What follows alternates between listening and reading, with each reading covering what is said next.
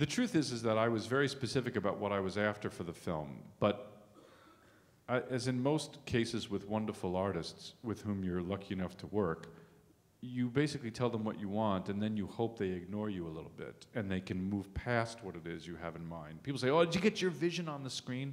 And this is the most overrated concept ever. If I got my vision on the screen, it would be, I was going to say wretched, maybe even more wretched than the film you saw, because you hire people to work with you to expand what it is you originally had in mind, because they're better at their job than you would be at their job. This is, by the way, hypothetically, and what you hope for. And in Darius's case, it's very much the situation. I mean, he's a wonderful, wonderful artist and a beautiful person, which I'm sure you know. He's like he's such an artistic soul, you know. He gives you everything. And the movie was brutally difficult to make. It was shot in 31 days, you know, which is very difficult for a period movie. And, you know, we took over Ellis Island with 1,000 billion extras, and I gave him every difficulty in the book. I mean, Ellis Island, that opening was shot at night, you know, and it's a space which is fit for 7,000 people, not exaggerating. And I said, how are you going to like this? Oh, James. I don't know. We figured out. It's okay. And then he figured it out. So I'm really grateful. And he did a lot of wonderfully illegal things on the movie, like pumping crap into the air, you know. And, you know, the Environmental Protection Agency was going to probably shut down the set if they knew. I'd say, Darius, is that legal? No, but he looks very nice. I love him. I hope I work with him the rest of my life. I would be very happy. I would be very happy. Beautiful guy. Any more? Spurts. Fits and spurts. They have questions.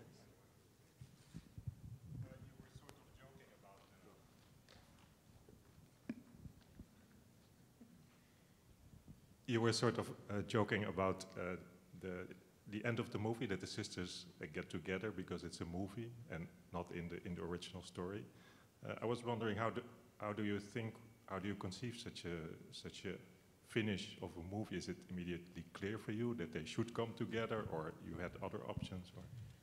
Well, here's the truth: is I never conceived of it any other way, because I don't think the movie's ending is a happy ending. I really don't. I think it's,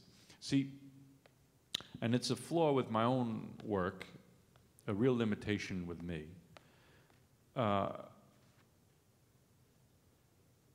Endings in cinema, if the ending is completely bleak, it tends to be quite gratuitous, and I've been guilty of this. It tends to be quite gratuitous, you know, over the top, like, wow, dun, dun, dun, you know, almost accompanying any ending that's dark. An upbeat ending is, unless it's a comedy or musical, is almost invariably strikes us as bullshit, right? I mean, if you make a drama where everything turns out okay, that's a lie. It feels like a lie. Like, unless Fred Astaire is doing it, you know what I mean? So, what does that mean? It means the perfect ending, if you can pull it off, is like a Shakespearean history in which there is both the sweet and the sour, the bitter and the sweet. I've talked about this before, but I may as well say it again because I think it's a very important dramatic idea. I had cheated my way through high school, not read any Shakespeare, you know, which, even though the teachers made us read Hamlet, and I just sort of cheated my way through and didn't read it. Ha ha, I'm so cool, I don't have to read it. And I rediscovered Shakespeare quite late in life. I was 29, I think, when I saw Measure for Measure, and I thought, well, this is really a big thing for me, because if you know the play, what happens in the play is that there is a man who fathers a child out of wedlock, and this is like 1500 in Venice. And there's a law against that, which is that's punishable by death. But nobody's put to death for the crime. It's like literally what you can do if you want. And a young, ambitious judge is going to do it. He's going to put this guy to death for having fathered a child out of wedlock.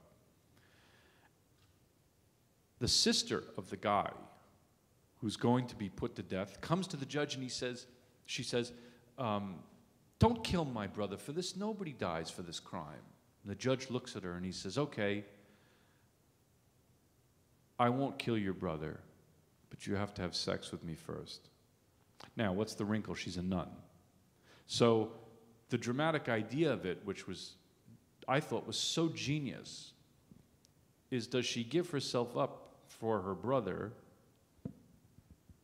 but of course destroy herself in the eyes of God? That is an incredible dramatic idea. So I thought, well, this Shakespeare guy, he's pretty good.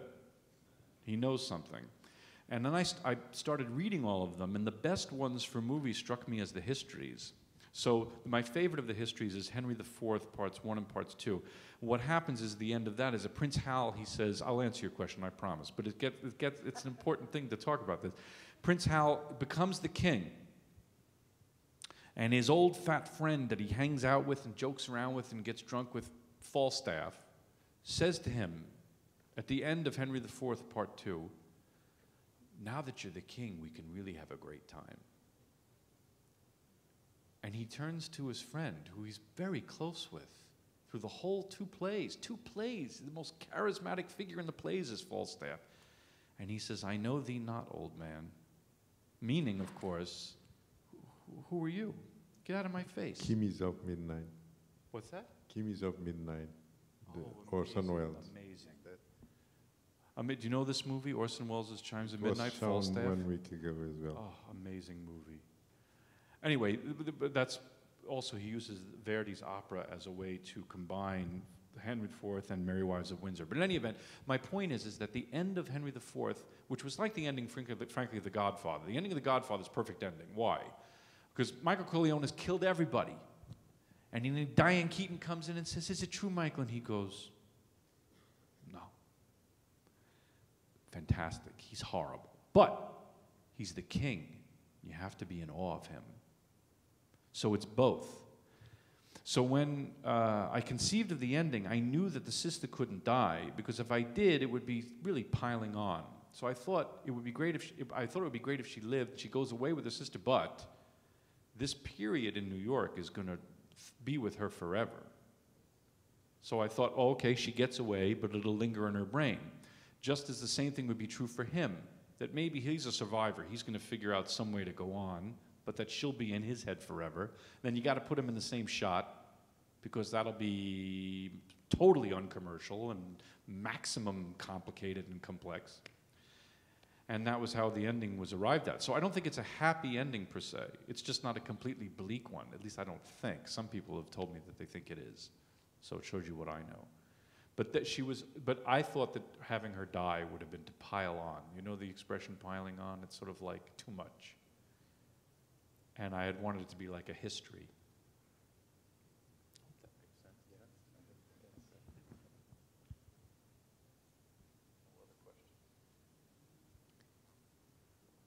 Okay. I think he's got one. Yes. I still haven't made up my mind if I was going to ask the question or not.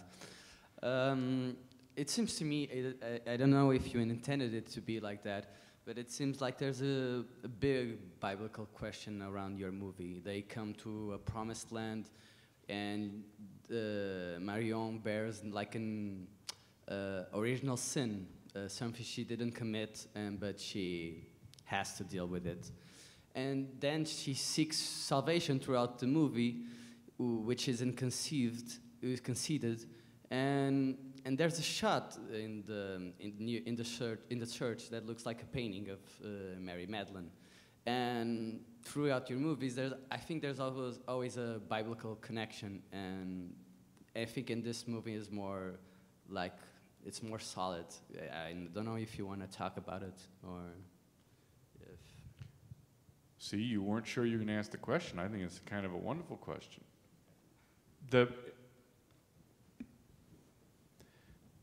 I'm not a religious person at all. I think I'm an atheist. I don't even believe in God, but I sort of believe in God when it comes to movies. Like I love religious movies. Like I love Bresson, you know, to me. Like, I don't know if you've ever seen the movie Diary of a Country Priest, but I think it's like the greatest thing I've ever seen. And the ending of the movie, the last shot, is just this cross after he's died, and it's like the most moving thing in the world, because I feel like in my own life that art has replaced religion for me. It's just a way of grappling with our mortality, really. And that for me, art is the liberating thing. And when you research the immigrant population, you realize that in 1920, this person would have been incredibly religious. Now, I have to say, it's probably a bit weird for, like we were talking about how we met in Cannes and stuff, with the film played in Cannes. I would imagine for the secular press, it probably was like, what the hell is this? There's a certain cynicism that now comes along with treating the character's religion with a kind of sincerity. But my approach was to try and take it completely seriously, because even though I'm not religious, the central idea of the film was always intended to be a very Franciscan idea, you know, very St. Francis of Assisi, this idea that everybody is worthy of our love and respect, that nobody is beneath us. Because there's a huge tendency in art now for the artist to put him or herself above the characters or above the subject, which I find unethical. I hope this is making some sense. Completely. Yeah, so the idea was to do the opposite of that, which was to basically put myself... See, you have to be very egotistical to make films. You have to be a narcissist, because you have to say, my idea is so important that you have to spend 10, 12, 50, $100 million on me. But the challenge of that is that once they've done it, you have to pull back and make yourself the least important thing. That the character is everything and not you. My principal complaint with movies now is that that's not the case. The opposite is the filmmaker is like, I'm going to show you how awesome I am. I'm going to show you the truth, as opposed to, I'm going to show you a truth. So in the religious aspect of it, making her a Catholic, examining and of course including the Caravaggio-esque imagery of the film, and making it so, her religion so important, was this, as I say, very Franciscan idea at the center of it. And of course, Madonna, horror, sin and redemption, these things are almost institutionalized concepts in the Catholic Church. So I had wanted to examine this idea through the prism of her religiousness. So it's there, and I think it is a problem for the secular press. I really do. Nobody's ever said that to me, by the way, but I think there's a natural cynicism that goes along with it, you know, like, what's she doing? What's the conflict? What's the problem? You know? But a character like that, to do what she did, it would have tortured her completely. And did. I based it on all these real stories that I had read and heard about. I mean, I didn't make stuff up. The corrupt guys at Ellis Island letting people like Joaquin take women, solo women out of the country. They were called soiled doves. White slavery was the name of the tradition. All of this stuff comes from the history of it. It just seemed to me those people would be in real turmoil, inner turmoil, which means good drama. So yeah, it's there. Whether it's good or not, I don't know, but it was certainly intended. See, he didn't know he wasn't even sure he was going to ask a question, and he asked a good one, and we wound up talking about, you know, sin and redemption. It's not bad. Tell us about your next movie, please. Here. I'm here. These lights are sort of bright, so I feel like I should be doing like a little dance or jig or something and then singing some vaudeville. My next project, I have no idea. I'm currently unemployed, and well, that's not true. I have to write like 52 scripts in a row. I don't know what I'm going to do.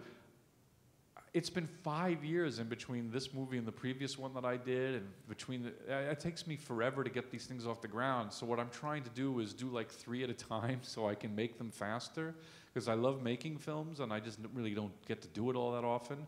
So there's this Amazon Explorer guy thing I'm trying to get going. I've got a science fiction film that I'm writing, which is sort of more like science fact, but that's another issue. And then there's a third project that I'm doing for Warner Brothers, which is a sort of an interesting take on the gangster picture. So I'm trying to do all these things at once, so whatever one is ready first, I get to go make. It's so hard to make movies now. It's like I talk to all these people who have been around for even longer than I have, and they say the same thing. I have to drop a name on you, but I talk very often with Steven Soderbergh, who's a pretty good friend of mine, and David Fincher. We have like a thing, and they're like, you know, David's like, you know, super deluxe A-list film director guy, and he's like, it's impossible. Because it's about risk, and you see, in 1970, where I was talking about 1972, you know, for example, movies that I love from the early 70s that came out of the United States, the investment was $2 million, and the company was owned by Kinney, Warner Brothers owned by Kinney Parking Lots. Today, Warner Brothers is, Time Warner is such a huge company. They spend so much money on these movies, and the risk is so great that if you spend $250 million on a movie and you bomb, you're screwed. The other thing also is the amount of money, the equation changed. If you made a movie, and I can see this difference, I mean, Paolo can speak to this much better than I ever could, but if you make a movie I made a movie called We Own the Night, which was very profitable. It cost $17.5 million, and it wound up making something like $70 million worldwide, and then it was quite a big hit on DVD. It made Columbia Pictures probably somewhere in the neighborhood of $20 to $30 million, and they were extremely unhappy. Because why would they do that when they can spend $200 million and make $1 billion? The business became about making $1 billion. A problem of scale, that's all. Scale, exactly. So the idea that you can go off and make the last detail with Jack Nicholson about sailors on this guy, over. That's why every movie is A Man in Tights, because those are the movies that will make you $1 billion. And that's what the stockholders want. So it's become brutal. In something that your colleagues that you talk about that find a way to do it with a true television doesn't tempt you? It does tempt me, but you know, Paolo, the problem is that the TV format, and because you know Fincher just did that thing for TV, which he had a great time doing. He then told me, he said, you got to do this TV thing, and I did a TV pilot this summer, and it was the worst experience of my life.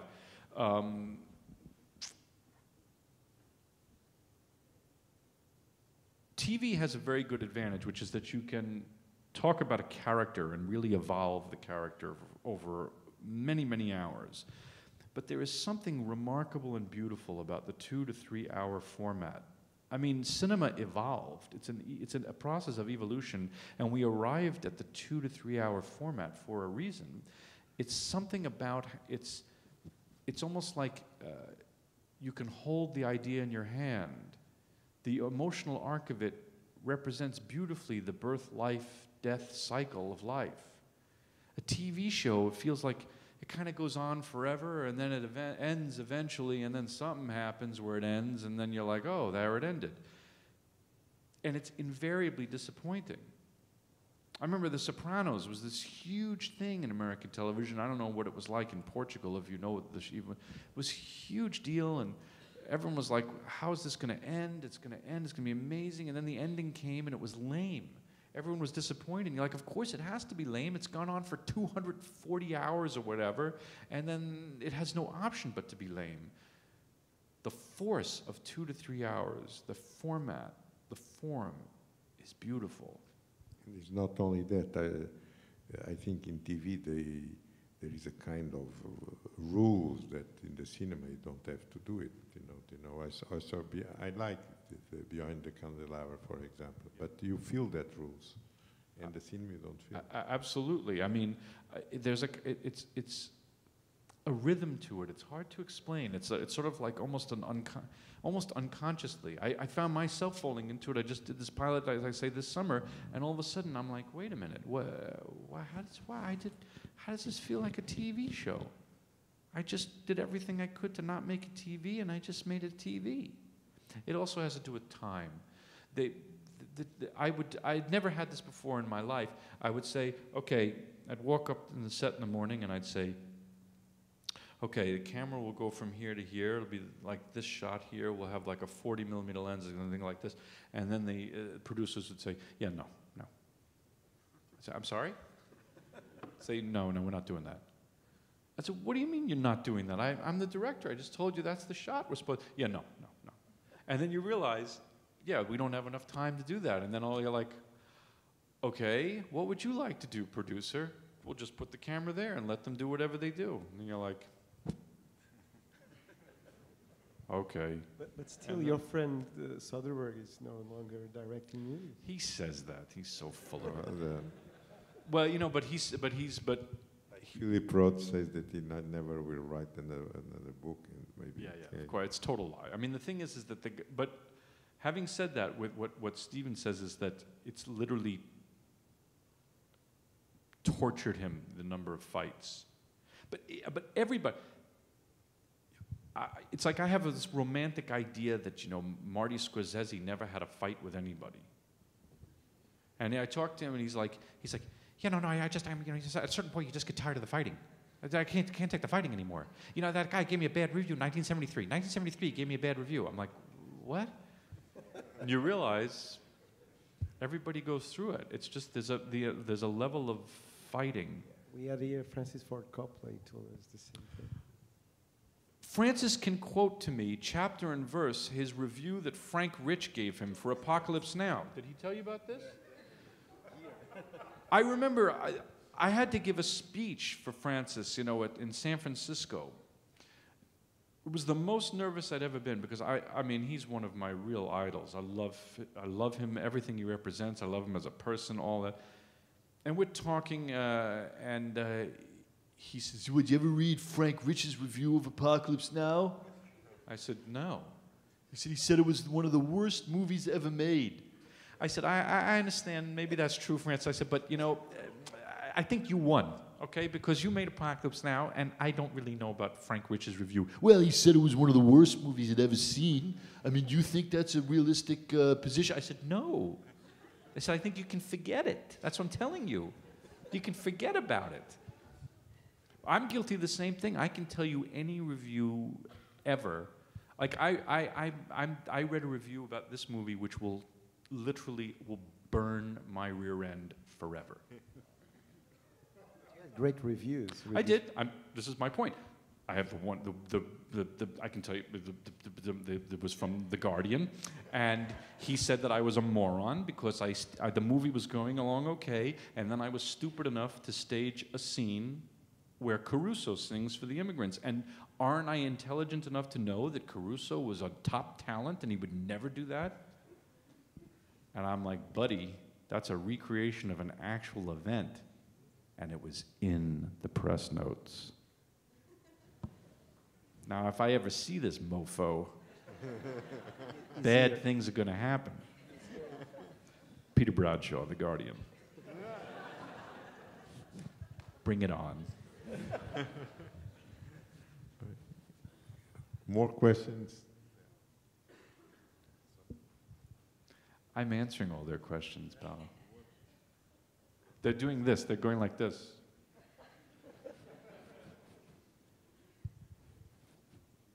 I think that's it. Okay, I think that's it.